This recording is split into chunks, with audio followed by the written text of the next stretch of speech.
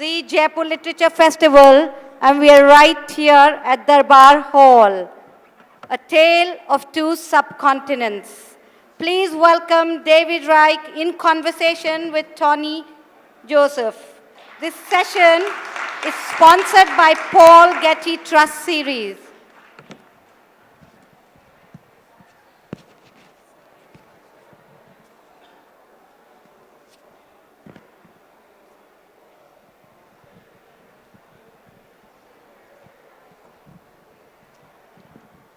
Good afternoon, everyone.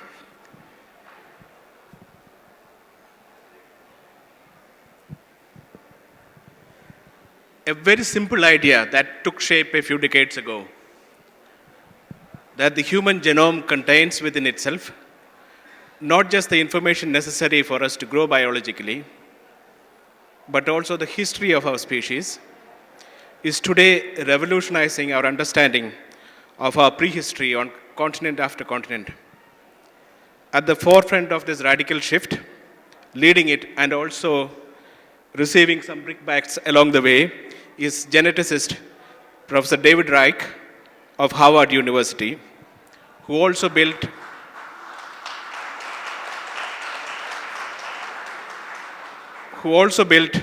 the world's largest industrial scale ancient DNA lab just 6 years ago in 2013. Since then, many secrets of the ancient world that had remained hidden or had been contentious issues for historians and archaeologists to battle over have been brought to light or solved.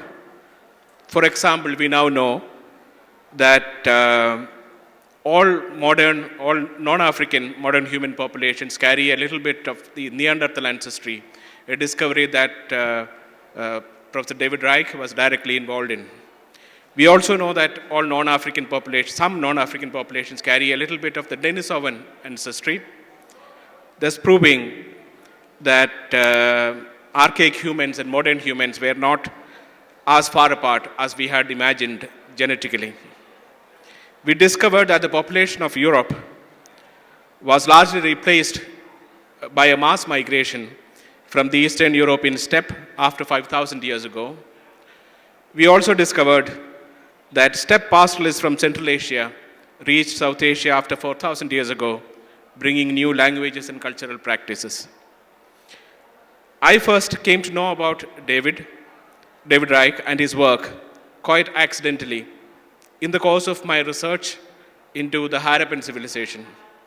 As I started reading up on a new field called population genetics, Dr. David Reich's name kept cropping up in almost every research paper of significance, not just in papers about India, but in other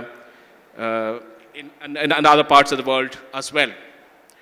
One paper in particular, titled Reconstructing Indian Population History, published in 2009, was eye-opening. But the entire significance of this paper would not be grasped immediately, part of the reason being some of the co-authors, extremely conscious of the political sensitivity of the issues involved, insisted that the findings be worded more carefully. Reich's books, which you should read about who we are and how we got here, is a must reading which explains what happened. The work of David and his colleagues have been, therefore, one of the central pillars of my own published work, Early Indians, the story of our ancestors and where we came from. The article that I had written in the Hindu in 2017, based on Professor Reich's work, as well as other genetic discoveries that had happened all in the last few years, titled How Genetics is Settling the Aryan Migration Debate, became viral, and that became the most read story for the Hindu in that year. So there's a lot that has been happening in terms of our understanding of history, prehistory, not just in India, but as I said, around the world. In fact, this is a critical point, as you will see, since prehistoric migrations are interconnected and flow over today's national boundaries, we cannot study any region in isolation from the rest. So the way to understand what's happening now is to see ancient DNA research as helping put together the giant global jigsaw puzzle of how different parts of the world were populated, over what time, and what major migrations have caused the current world demography to be what it is. In today's presentation, David will look at the parallels between two regions of the world, Europe and India, South Asia, and will throw light on what we know now about what changed, how, and when, about 5,000 years ago. After the presentation, there will be a little time for questions from the audience. So, David?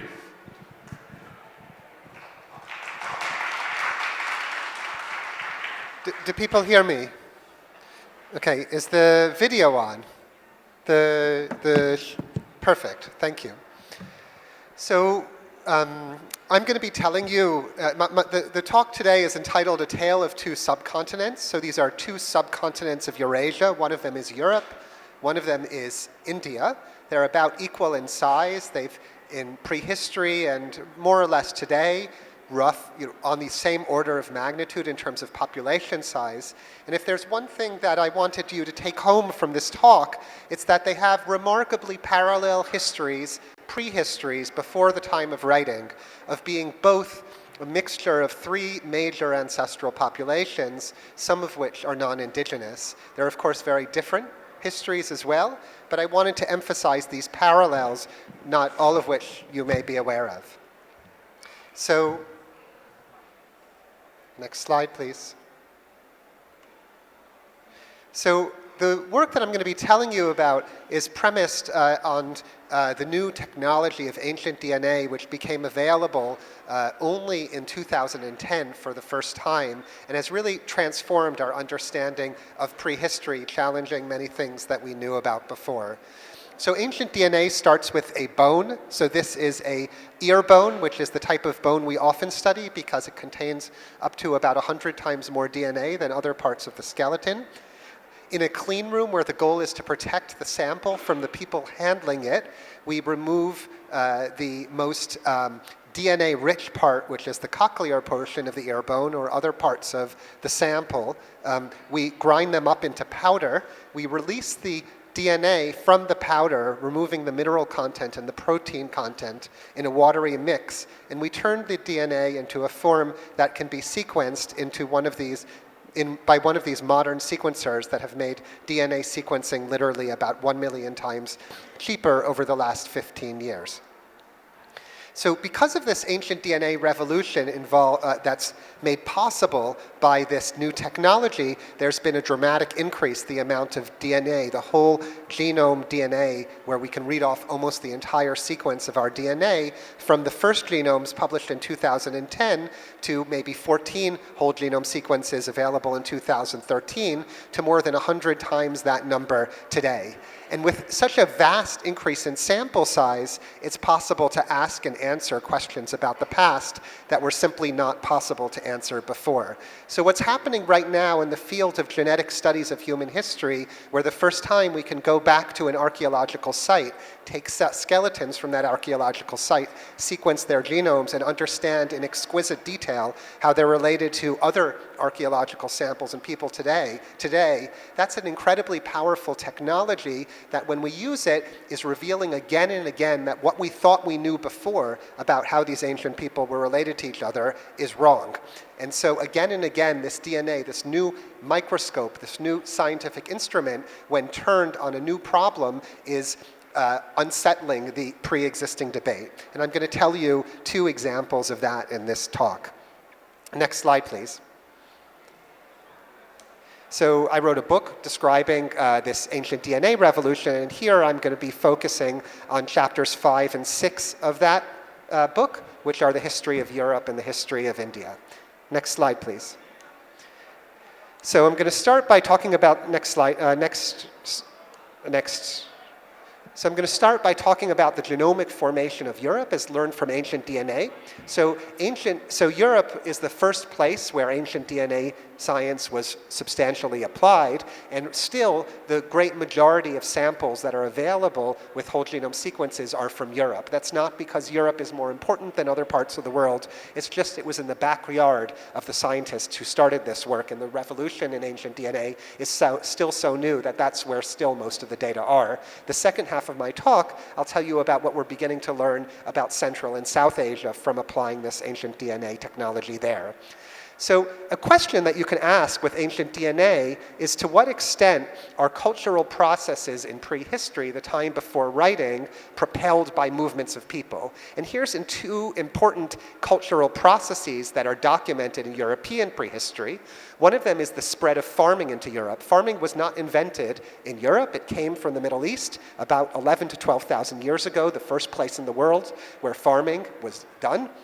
And it spread after 9,000 years ago explosively into Europe, and it rolled across the European landscape, reaching Britain within 2,000 or 3,000 years, reaching Iberia, Spain, even faster. There's also another phenomenon, the spread of languages. Today, almost every language in Europe, without exception, except for Basque and Hungarian and Finnish, Sami, and Estonian, are in the Indo-European language family, which is also shared with languages in South Asia and Iran, Indo-European languages and Iranian languages, as well as Armenian. And the question is how these languages got to be spread over such a vast landscape into Europe, into this part of the world, but not into the Middle East. And we know that since for the last 5,000 years, these languages have hardly been spoken in that place where the first writing was invented, except in isolated cases like some Anatolian languages like ancient Hittite. Are you not? Oh my God, sorry. So has nobody heard anything I said? Okay, sorry. So before 5,000 years ago, Europeans were a mixture of two ancestral populations. So what you're seeing in this plot, in this picture, is a bar plot showing the proportion of the ancestors of each sample being analyzed that we had from data in 2014 and 15. That is from the farmers who came from Turkey into Europe, and foragers, hunter-gatherers, the people who were in Europe before the farmers got there. And so blue, dark blue indicates farmer ancestry, and green indicates hunter-gatherer ancestry. And the people in this plot are different proportions of ancestry, mostly farmers, but some hunter-gatherer. But today, what you see in Europe, next slide please, is that there's a red ancestry that was not present before 5,000 years ago, and it's a very large proportion of the ancestry of many populations in Europe, especially in Northern Europe.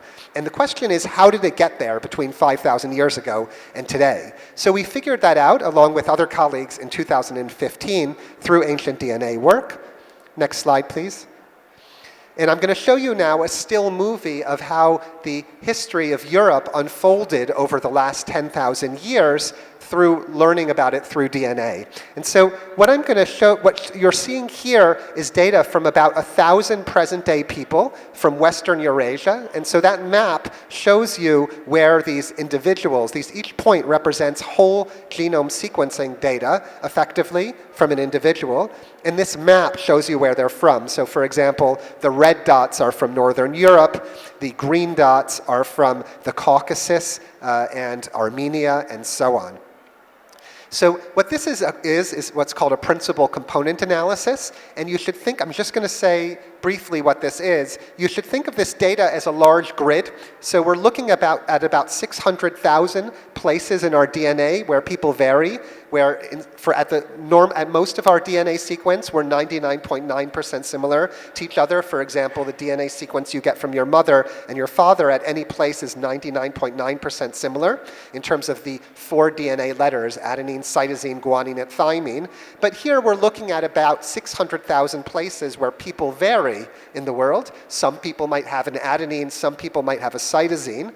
And so you should think of what we're looking at as a table with 600,000 rows corresponding to all the places we're looking at, and about 1,000 columns corresponding to the 1,000 individuals we're looking at.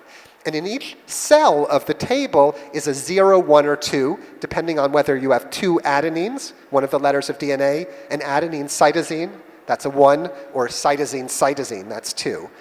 So that is all the data we're looking at, and you multiply this table by itself to get a 1,000 by 1,000 table showing how closely related every single one of those samples is to every other sample. And you use a mathematical technique called principal component analysis to most efficiently separate the samples based on this grid of how closely related they are. So that's what you're seeing. You're plotting on the x-axis horizontally how the most efficient way of separating these samples, and on the y-axis, the second most efficient way of separating these samples. And what you see is a remarkable phenomenon. Next slide, please. Next slide, please. Where what you see in Western Eurasia, a region of the world where people are pretty similar to each other today genetically, but there are important differences, two parallel gradients. On the left side of the plot, you see Europeans splayed out, and on the right side of the plot you see Near Easterners, Middle Easterners splayed out, and there's relatively few populations in between, and those groups are plausibly due to more recent mixtures of Europe and the Near East. And on the top are non-Mediterranean northern populations, and on the bottom are Mediterranean populations. Next slide, please. So I'm going to gray out the dots. Those are the present-day individuals, and I'm going to show you where ancient people fall. So first I'm going to show you the hunter-gatherers. Next slide, please. Those are the hunter-gatherers of Europe. At the bottom are the Western European hunter-gatherers, and the pink in the middle are the Scandinavian ones from Sweden, and at the top, the green, are the ones from Far Eastern Europe. And you notice they fall beyond where Europe is in the direction of European separation from the Near East. Next slide, please. That's because the first farmers of Europe mixed with those hunter-gatherers to produce a population similar to what you see in Europe today, and that's that large cluster of ancient samples over there. Those are from some of the first farmers of Europe, 8,000, 7,000, 6,000, and 5,000 years ago. Next slide, please. Meanwhile, far east in the Eastern Europe, north of the Black and Caspian Seas, we have genetic data from this population, which is at the top of the gradient of European variation. But you see in between them is where the great majority of Europeans, especially Northern Europeans, but even Southern Europeans for the most part, are genetically today, and they simply didn't exist 5,000 years ago, people with a mix of ancestries like that. Next slide, please. They form after 4,500 years ago, beginning with an archaeological phenomenon called the corded ware complex that spreads over Eastern Europe and spreads further into Western Europe. Next slide, please. So a summary is that the genetic data shows two massive migrations into Europe from the east. The first brings farmers through Anatolia, present-day Turkey, into Europe after 9,000 years ago and displaces about 80% of the population, ultimately, mixing with the hunter-gatherers to form a mixed population. Next slide, please. So you have populations of mixed ancestry. Next slide, please. After that, there's a second migration that brings this ancestry from north of the Black and Caspian Seas and achieves something between a 10 and 70% replacement of the population, depending on what part of Europe you're looking at. So this is a very dramatic phenomenon, and it occurs after 5,000 years ago. Next slide, please. So who were these people who moved westward from north of the Caspian and Black Seas? So this is a skeleton from one of them from whom we obtained DNA and was used in this analysis. They were an archaeological culture called the Yamnaya, who are the first people who exploited economically the open steppe lands far away from the river valleys. Prior to that, the steppe was really only populated substantially by people who lived near the water and was populated by many different groups who made many different types of pots and other artifacts across a vast geographic range. But after the Yamnaya spread, to a large extent, they were replaced by a relatively homogeneous group that made similar types of pots and artifacts and buried their dead in similar ways. And they spread in an incredibly dramatic way all the way from Central Europe in Hungary, all the way to Siberia and the Altai Mountains. So what the economic innovations that helped propel what they did include the newly invented wheel, and the recently domesticated horse, and they took wagons hitched to horses and used them to bring supplies out into the dry, open steppe lands and grazed their animals in this way. And perhaps this helped them to be successful. Next slide, please. So the last part of my talk about Europe, I'm going to talk about how this ancestry from these Yamnaya steppe pastoralists spread to the far fringes of Europe. Next slide, please. So this is genetic data from Britain, where we, at the beginning of 2018, published a paper where we measured the proportion of ancestry from the East containing Yamnaya ancestry in Britain at different times in the past. So on the horizontal axis of the plot, you see the proportion of ancestry from the East in people 6,000 years ago, which is when the first farmers got to Britain, replacing the local hunter-gatherers almost completely, all the way down to 4,500 years ago. Next slide, please. Stonehenge, the last big stones at the iconic monument of Stonehenge, went up just about 4,500 years ago at this end of this period, when the ancestry has no ancestry from the Yamnaya, from the steppe, and quite a number of our samples are actually from around Stonehenge. Next slide, please. Immediately, about 4,400 years ago, all of our samples, without exception, have high proportions of ancestry from the East. It's an average of 90% population replacement, and for the first time after 4,500 years ago, the genetic mix of ancestries in Britain is like it is today, and it's a permanent change. Next slide, please. Next slide, please. In Iberia, in Spain, there's a similar phenomenon happens with approximately similar timing, but with important differences. So here's the same horizontal axis beginning about 6,000 years ago. Until 4,500 years ago, there's no steppe ancestry at all, according to what we can tell in Iberia.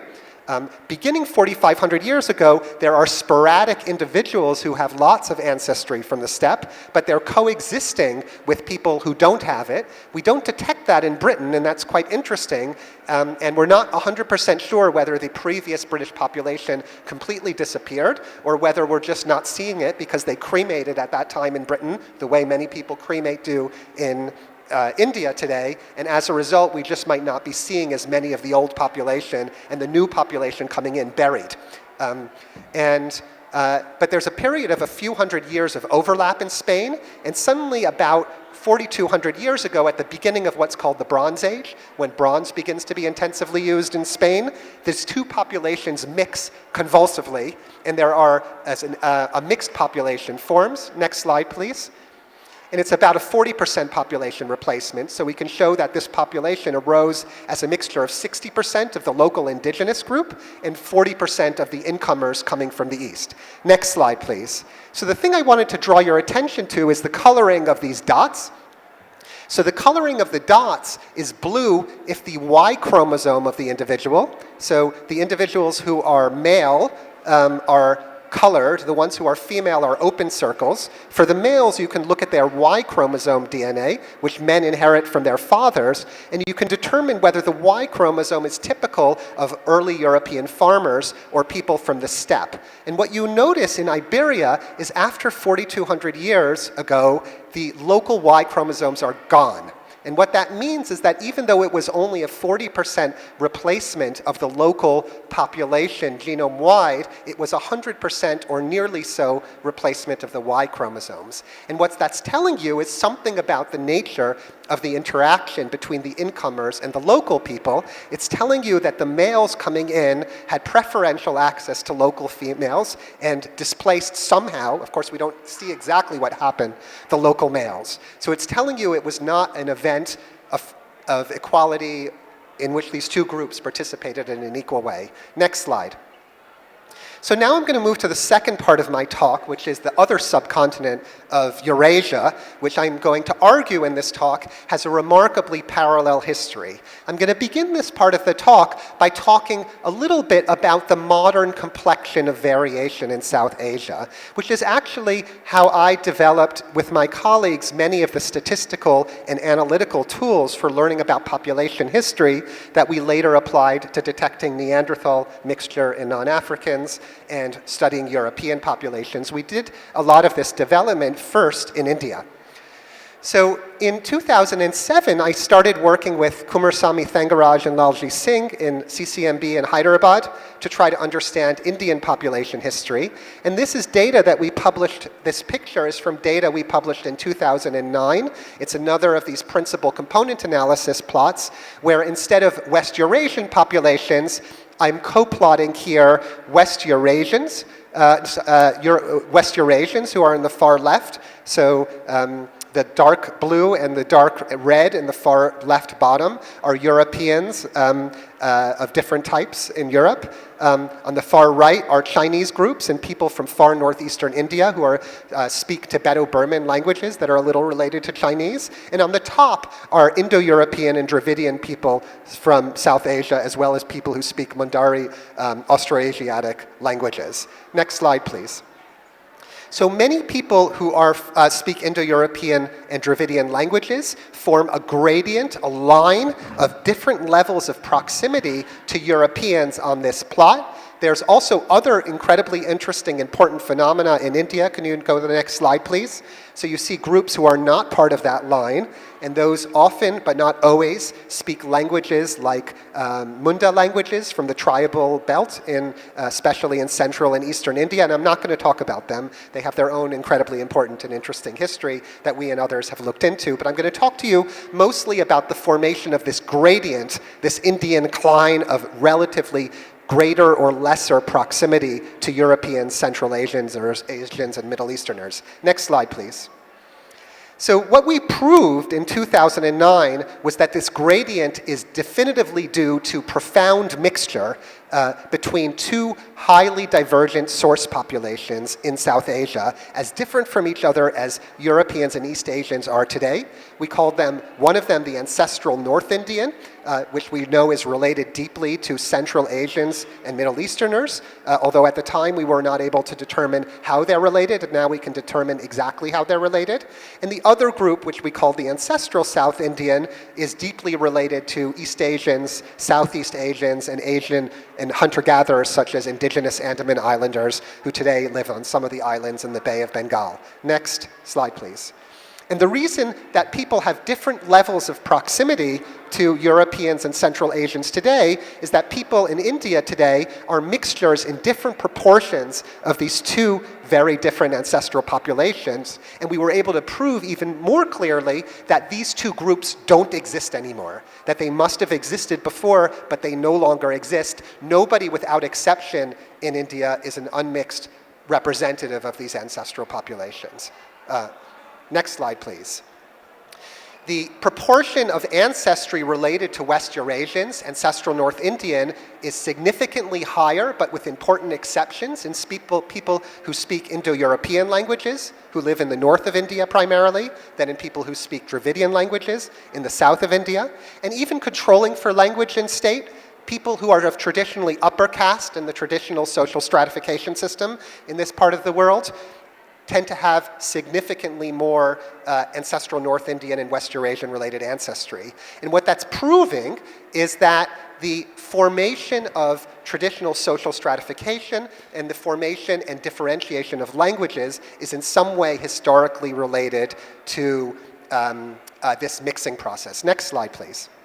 So what's the history between the mixture of the ANI and ASI? So that propelled us to develop a whole new series of statistical methods to estimate dates when mixture occurred. Because the biggest question for us was the date. Next slide, please. Could you, next slide. So we had three primary ideas in our head. Maybe the ANI and ASI came together through post-Ice Age migrations as the landscape and ecology of all of the world, including South Asia, changed very dramatically as the ice sheets melted. Maybe it's associated with the arrival of agriculture in this region, again from Western Asia, but this time coming from the west rather than the east after 9,000 years ago. And maybe it's related to a dramatic cultural transformation, which is the collapse of the Indus Valley civilization, which occurs more or less around 4,000 years ago. It's the first urban civilization of this part of the world, and maybe this mixing occurred in that context. Next slide, please. So to estimate the date of mixture, we developed technology, statistical technology, to make this possible. And I'm going to walk you through this because it's easy to understand and very interesting. So what you see here, these two bars are supposed to represent what we call chromosomes, the 23 packages on which the 3 billion DNA letters of our genome are packaged. And you have two of them, each one, because you got one from your mother and one from your father. So this might be 2 copies of your chromosome 1, for example. And with this coloring, I'm showing whether the chromosome is ancestral North Indian or ancestral South Indian. Next slide. Next slide, next slide, next slide. So if you look at the great-grandparents of someone living today, of someone who's the result of a mixture of unmixed ANI and ASI people, some of them might have one parent who's an ANI and one parent who's an ASI. If you produce a sperm or an egg, as you do, you break those, your mother and father's DNA in 1 or 2 places per generation, you splice them together and send them down to your kid, and that's those white lines there, and it produces mosaic stretches of DNA that might be red at the one half, yellow at the other half. And then you have 1 or 2 of these breaks per generation as sperm and eggs get created, and you break them up. Next slide, next slide. And they break down into smaller and smaller bits, and we can measure how large these bits are by looking at the variation in your DNA and seeing how long contiguous stretches of ANI or ASI ancestry are. And by measuring the chop size, the chunk size of ANI and ASI ancestry, we know how long it's been since the mixing occurred. It's a little bit like you're taking a salad and you chop it with a knife a certain amount of time, it gets smaller and smaller, and you measure the sizes of the little pieces. That's telling you how long you've been chopping. And that's exactly what's occurring here. Next slide. And when we do this in India, next slide, all the dates are between about 4,000 to 2,000 years ago. So that's telling you that this mixture of ANI and ASI occurred consistent with the third hypothesis after the decline of the Harappan civilization, the first major urban civilization of South Asia. Next slide, please. So the summary of population history before ancient DNA is that South Asians are a mixture of 2 ancestral populations, ANI and ASI. There are important exceptions to that, but that's a simplifying model that captures a lot of what we think is going on. Next slide. They mixed convulsively and completely 4,000 to 2,000 years ago in a way that's related to traditional social stratification and the spread of Indo-European languages. Next slide. The question is, what happened next? Next slide. So I'm now resuming this talk with ancient DNA again. You remember we left off in Europe about how Yamnaya ancestry spread west. These were these pastoralists who herded animals, cattle and sheep, north of the Black and Caspian seas and spread after 5,000 years ago into Western Europe, and I told you how they eventually got to Britain, and after 4,500 years ago, achieved a 90% displacement of the local population, although at this time they were already mixed with some of the people they had encountered along the way. So we're trying to bring the following paper to publication. We released an early version of it last March that Tony actually's book uses substantially to use as the basis of some of the parts of his book. So the current data set is much bigger than the one we released in March, 50% bigger, and it contains some key new data. So in this map, I show where the data are from. The red dots are the more than 500 ancient whole genome sequences. The only ones from South Asia itself are from northern Pakistan, present-day Pakistan, from the Swat Valley. And the colored dots in India are the present-day populations to which we compare them. Next slide, please. So I'm not going to be able to tell you about all of these things in this paper. I want to leave time for Tony and I to have a little bit of a conversation and also for questions. But I'm going to focus in this part of my talk on one site and its sites like it. This is the site of Gonor in Turkmenistan in Central Asia, which is from an ancient civilization called the Bactria-Margiana Archaeological Complex, which was approximately contemporary to the Indus Valley civilization to its south, and which built these extraordinary towns in Central Asia near these oases. This is the town of Gonor. We also have data from several other towns. Next slide, please. So here again is a principal component analysis of data from Gonor and sites like it. And the main group of samples, next slide please, is boxed in blue, and most people have ancestry like this, and these people are genetically similar to ancient farmers from the Iranian plateau to the west of South Asia. So most people have ancestry like this, and earlier people who preceded these people who lived about 44,000 years ago also looked like that. However, with this huge sample size of people we have, about 80 people from sites like this, we not only see the main group of people, but we also see the outliers. It's a little bit like sampling from the Jaipur Literature Festival. If you randomly sample just 3 or 4 individuals, they might all be South Asian. But if you sample 80 individuals, you'll start to see Europeans and East Asians, and you'll learn something about the cultural contacts between people here and people elsewhere and who they're communicating with. That's what's happening here at Gonor in these sites. So next slide, please. The earliest samples before 4,000 years ago are shown in orange here, and they're mixed with hunter-gatherer ancestry of the sort that you see in Siberia earlier in time. And so what we think we're seeing is immigrants from the nomadic populations or the hunter-gatherer populations who are being incorporated into these Bactria margiana towns. Next slide, please. After 4,000 years ago, you see this cluster in red, boxed in red, who have ancestry for the first time from the Yamnaya, the people I told you before, and that type of ancestry starts appearing in Central Asia after about 4,100, 4,000 years ago, buried in these graveyards amongst the people of primarily Iranian ancestry. And so what that's telling you is that steppe ancestry from the Yamnaya gets to the threshold of South Asia around that time, around 4,000 years ago, and then it punches through into South Asia at least by 3,500 years ago. The reason we know that is that our ancient South Asian samples from 3,000 years ago have it already, and it's been there for 500 years as we can measure from the chunk size of their DNA. Remember, we can estimate the date of mixture by how small those chunks are.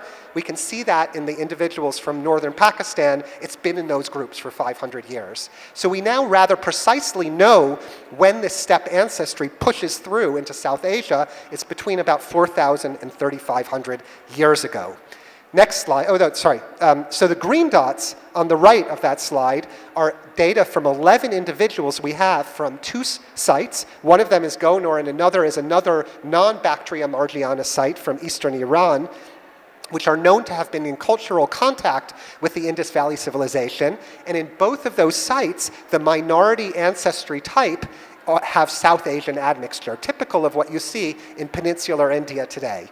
And so what we think is that what we might be seeing is immigrants from South Asia, from the Indus Valley civilization perhaps, who are known to have been in contact with Gonor and with Seistan, this other site that we have data from, living as immigrants in these sites. And so we might be getting our first look of people from South Asia from this time there. Next slide, please.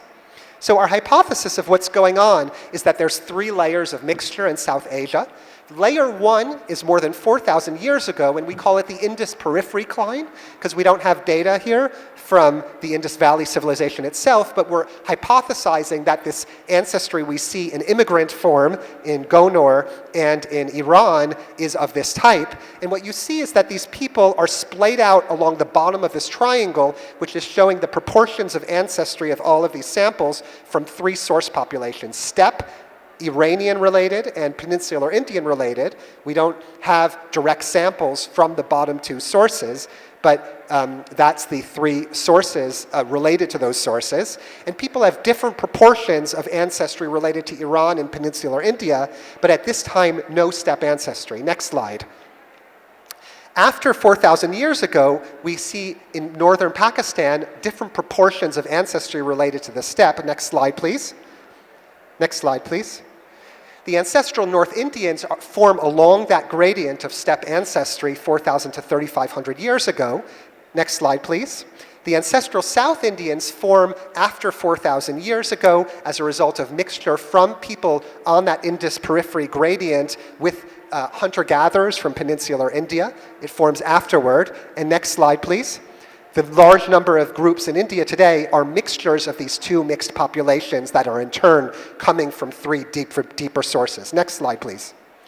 So modern India, Klein is a sex-biased mixture, and there's actually excess steppe ancestry on Y chromosomes, although not as extreme as in Iberia, suggesting that some similar unequal processes may have been occurring and associated with the in mixtures.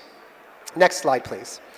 So another phenomenon, next slide, please, that's interesting is that if you look at this variation, next slide, please. If you look at individuals who are in India today who are not quite on this main gradient, you see the ones that come off on the top of the gradient, they actually don't fit the model perfectly. And so this plot on the top right is showing you the groups that don't fit the model, and when the value is greater than 3 or below -3, these are significant, striking, unexpected outliers.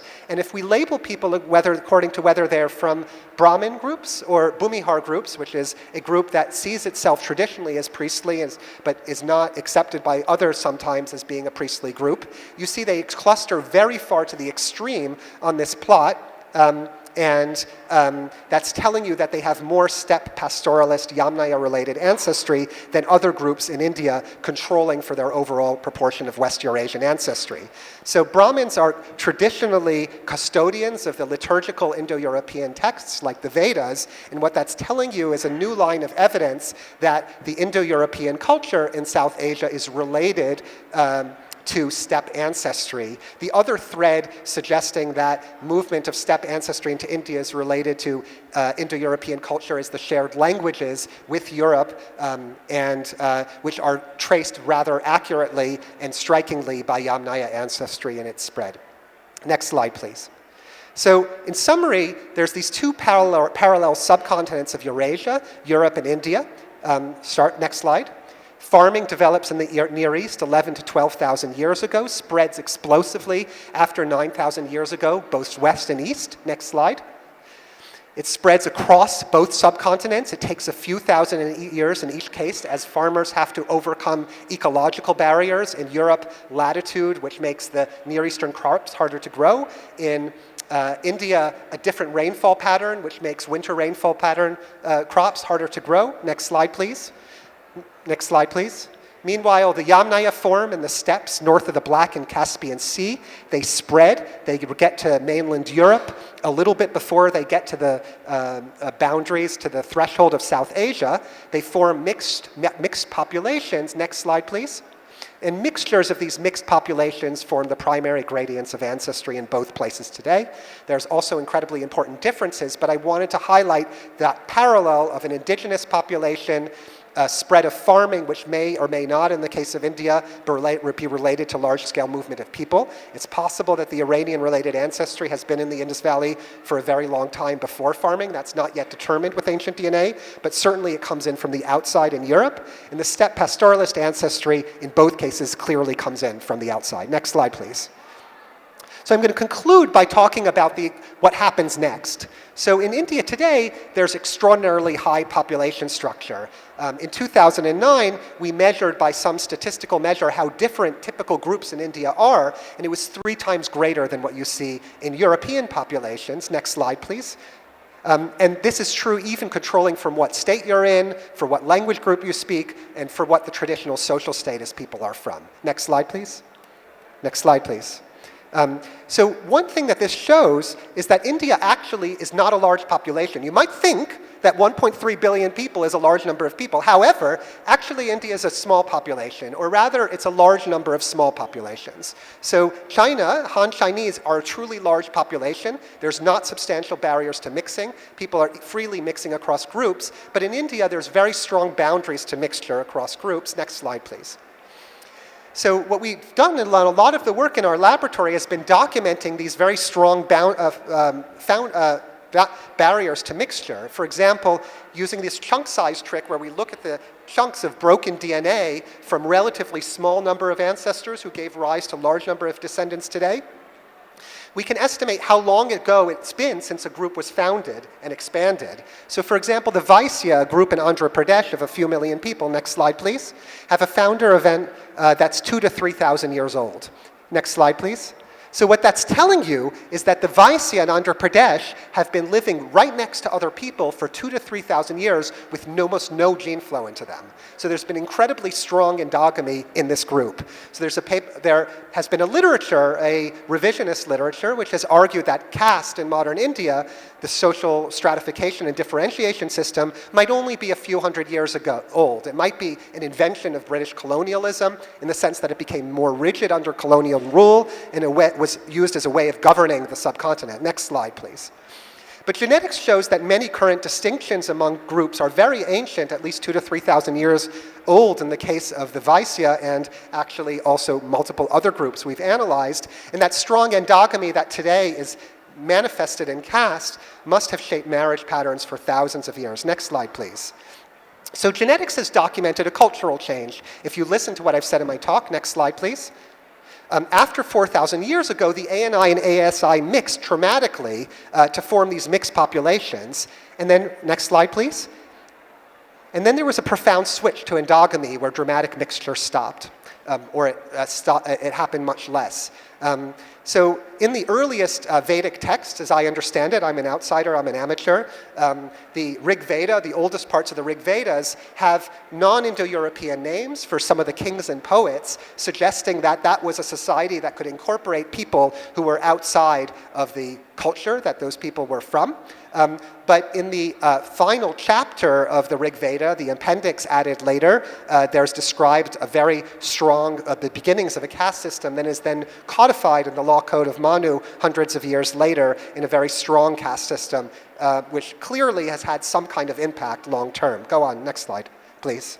So a personal note is I wanted to actually tell you, you might think, why should I, someone not from this world, be talking about these things and having spent so much of my own work? And actually I come from what you might think of, and in fact in a lot of ways is, an ancient caste in a place where not everybody is from a caste, which is in Europe, a definition of a caste sociologically is a group that interacts economically but not socially with the group around them due to body modification or dietary rules or rules against marriage. And Jews have been very much like this embedded in Europe for a long period of time, separated from other groups. Next slide, please. And so this is perspective. It's driven my work in India. My mother and I came here to this festival together, and it's sort of engendered a sense of affinity, even if both of us have come as outsiders. My mom's spoken about her book, Mother India, which came out a few days ago from Pan Macmillan, which is really about Jews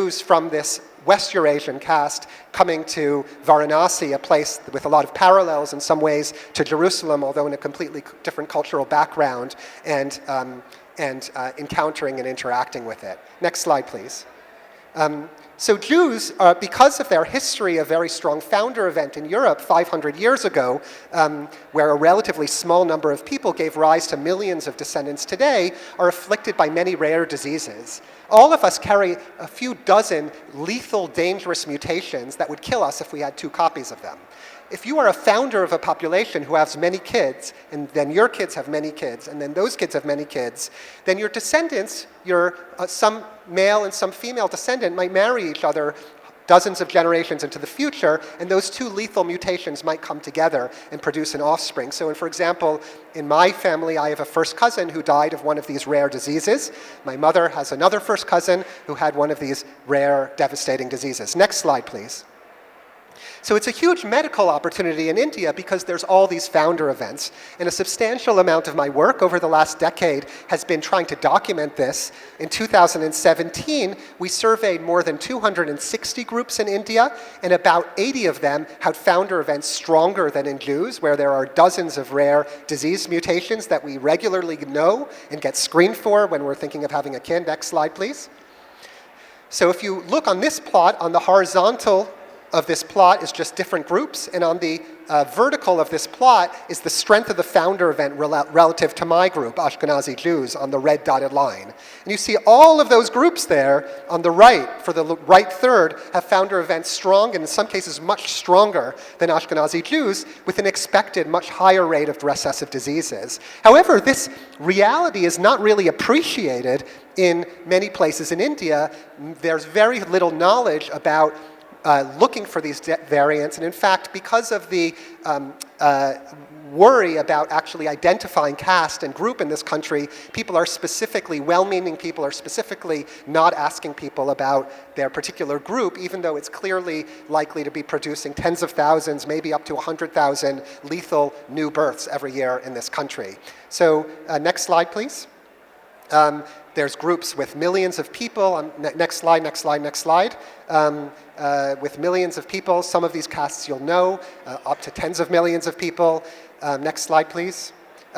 There's opportunities for prenatal testing and even pre-marriage counseling, as there is in my Ashkenazi Orthodox community, as I talk about in my book. Next slide, please.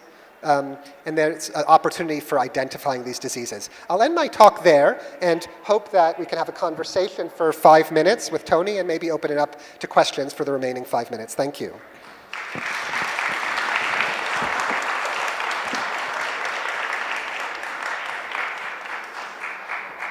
Fascinating, hasn't it been? I was mind blown the first time I got introduced to population genetics and what kind of discoveries they're coming up with. Closer. Just yeah. So these are foundational events in Indian population history. And the answers that it gives throws light on a whole range of other questions about other periods. So right now the discoveries are so new, it's too early even to predict what consequences it had for our own understanding of the later. So I will just ask a few questions and then leave it open, one or two questions and then leave it open for the audience. One of the things in Europe has been that the archaeologists in Europe were taken aback by the discovery that there were significant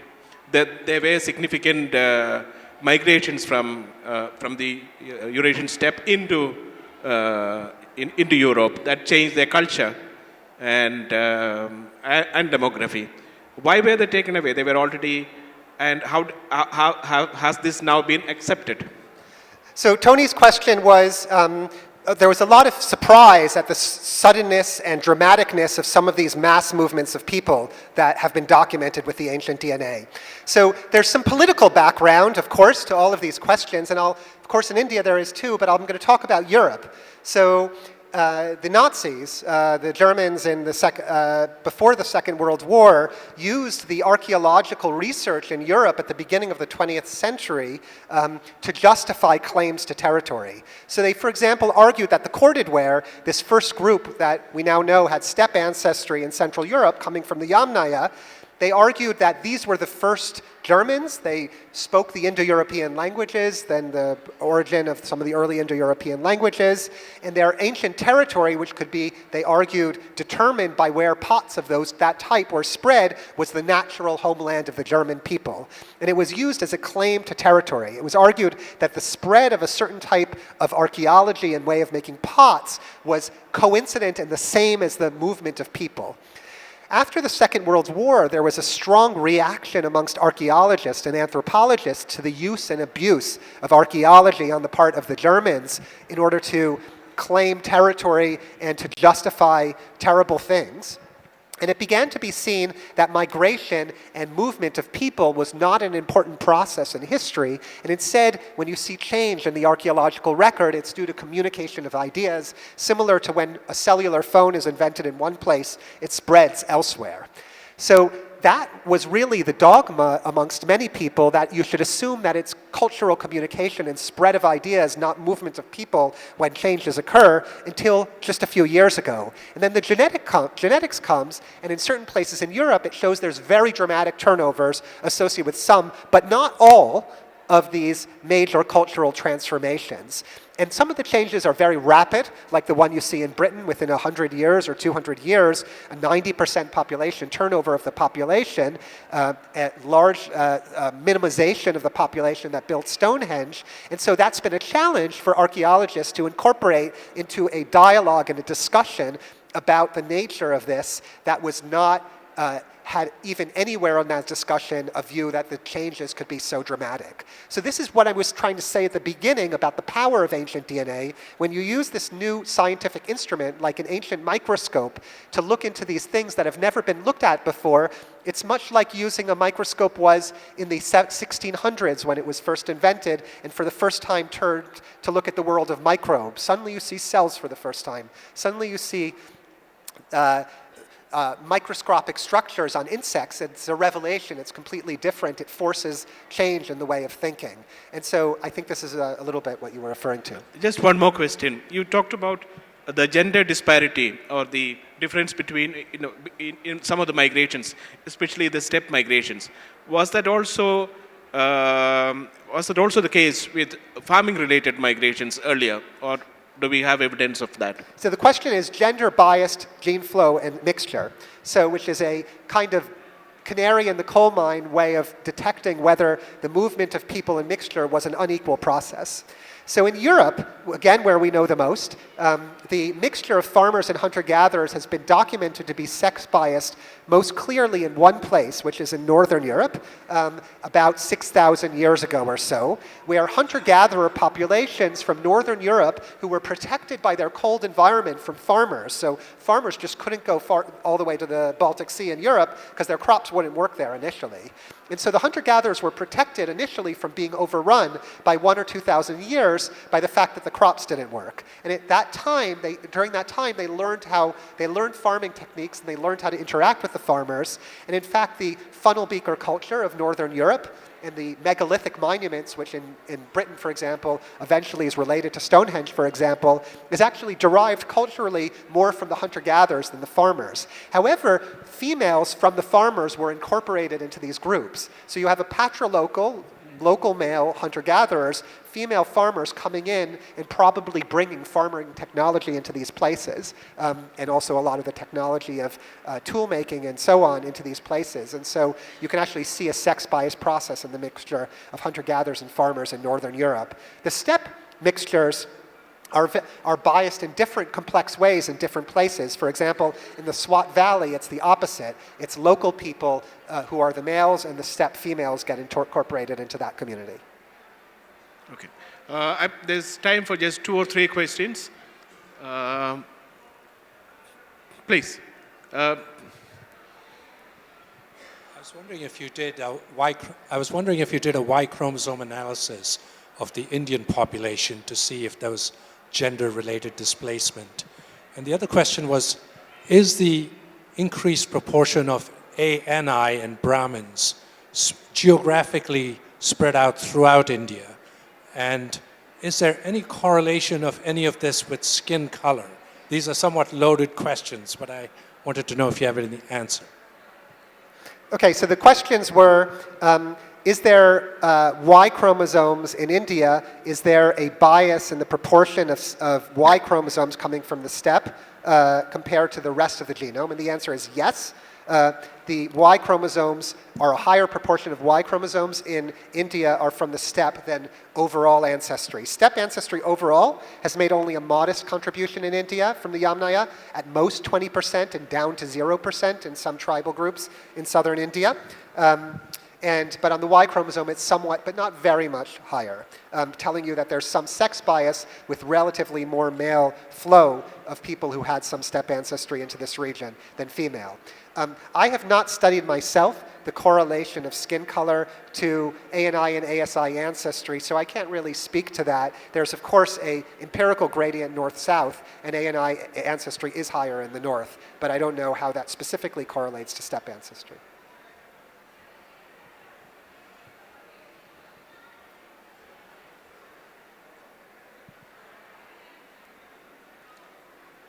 Hello, thank you for your talk. My question is, in your research, there is a lot of aspects that you have to look into. What is the slowest or the most difficult thing to do? So is it like finding the fossils, or do you think with the advent of big data, somehow we would see in the next few years a lot of new research, a lot of new facts coming up? The question...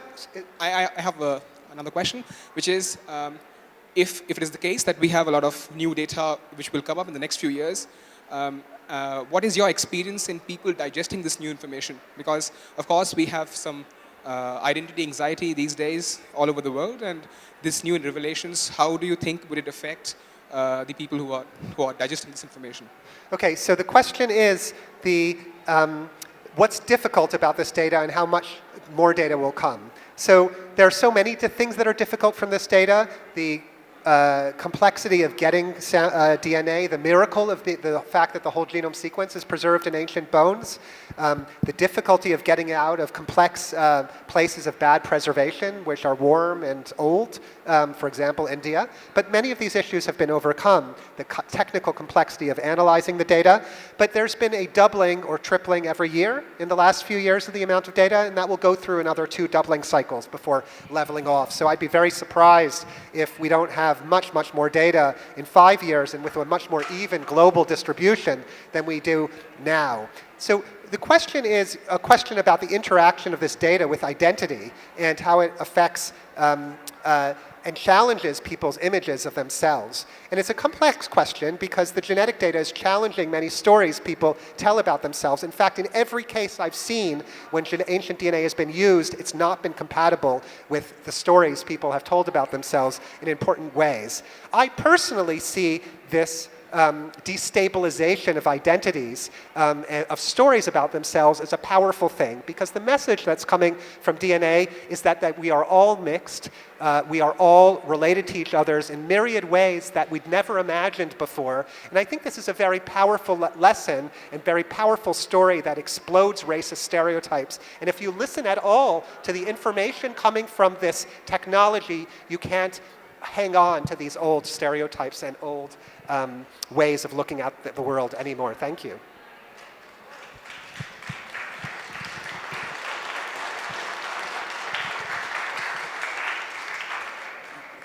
Thank you very much. We have run out of time and for a wonderful session and the questions. Thank you.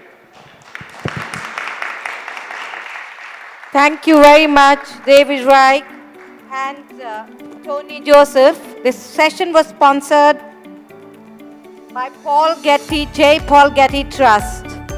They'll be signing, both David and Tony are going to be signing their books right here. So if you have your copies, please do line up and they'll sign the books.